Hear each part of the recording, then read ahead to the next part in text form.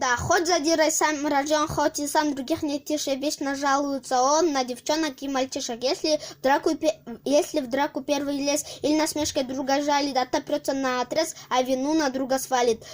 Все плохие у него, всех одним марширом мерит, и твердит себе уверен, нет в классе никого, кто бы был, как я, примерен, и как дальше будет жить, это я беда на свете, если в нашей школе дети перестали с ним дружить.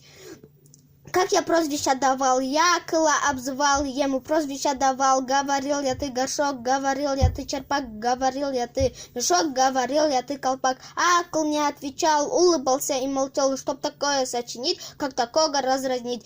И закричал я ты индюк, закричал я ты гусак, закричал я ты барсук, закричал я ты ишак. А Акыл... И сказал тогда Акыл, как водою окатил, не болтал бы, что попало, надоело, прилипало. Я ответить я сумел, а не мел.